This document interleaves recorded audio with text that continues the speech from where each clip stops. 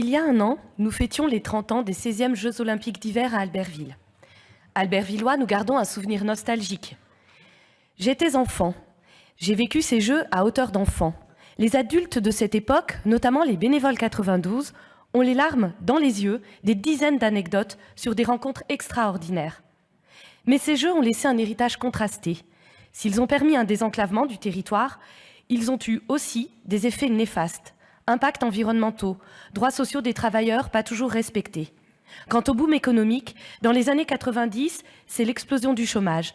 Les grandes entreprises nationales qui ont tué les marchés de travaux pour les JO sont reparties. La mairie a drastiquement réduit le budget de fonctionnement au détriment des services aux Albertvillois.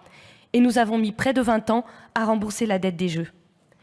Les valeurs de l'olympisme, d'amitié entre les peuples, d'universalisme, se heurtent aux exigences du cahier des charges du CIO et des fédérations sportives internationales. Les Olympiades sont devenues pour beaucoup l'expression d'un sport au service du marché, avec des objectifs de retombées économiques aux effets dommageables révélés à chaque édition. Nous aimons le sport, les sports d'hiver. Le sport est un vecteur de valeurs auquel nous sommes profondément attachés. L'esprit d'équipe, le partage, le lien social, la santé, l'émancipation individuelle, le dépassement de soi, et nous voulons croire en la capacité unificatrice des Jeux. Les qualités pour gagner sont plus importantes que les parties gagnées. Vous nous promettez les Jeux les plus vertueux. Mais comment voter en faveur d'une candidature qui tient en 2 pages, sans présentation du cahier technique pour y arriver? Vous n'êtes pas les premiers à nous promettre des Jeux verts. Et jusque-là, les précédentes éditions ont plutôt échoué. Paris 2024 prévoit 1,6 million d'émissions de tonnes de CO2, mais à coût de compensation carbone, dont l'efficacité est assez douteuse, et minimisant la réduction des émissions de gaz à effet de serre. Permettez-nous de douter du concept de durable. Quand votre politique montagne autoproclamée la plus durable d'Europe consiste à mettre le tiers du budget dans l'enneigement artificiel, le gaspillage de la ressource en eau et quelques mesures de décarbonation, loin d'être à la hauteur des enjeux d'adaptation des territoires de montagne. L'évaluation de cette politique publique fait-elle d'ailleurs partie des critères d'attribution des Jeux ? Nous ne sommes pas opposés par principe aux Jeux. Nous aimons les compétitions sportives, mais nous sommes responsables. Et un certain nombre d'études scientifiques démontrent l'incompatibilité des Jeux d'hiver avec les enjeux climatiques. Nous doutons sérieusement de la possibilité de tenir des Jeux dans des conditions qui seraient acceptables en termes d'émissions de carbone, de préservation de la ressource en eau et d'un accès large au public.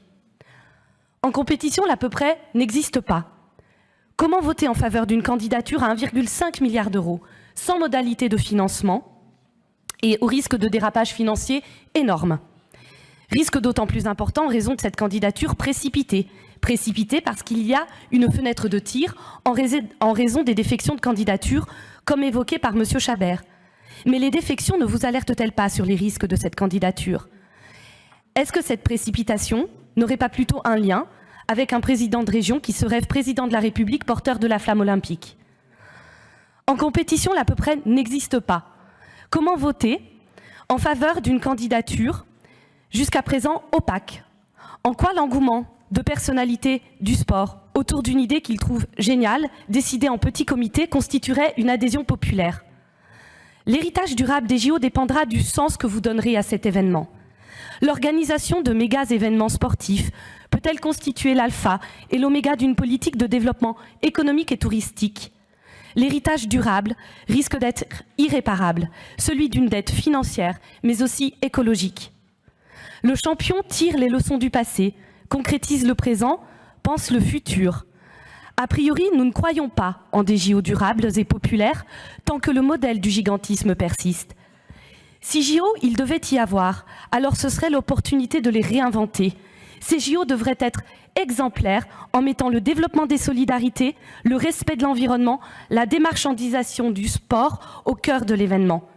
Il y a de nombreux leviers à activer pour ça, alors comme l'important est de participer, nous vous proposons quelques amendements que nous considérons comme des prérequis à cette candidature. Merci.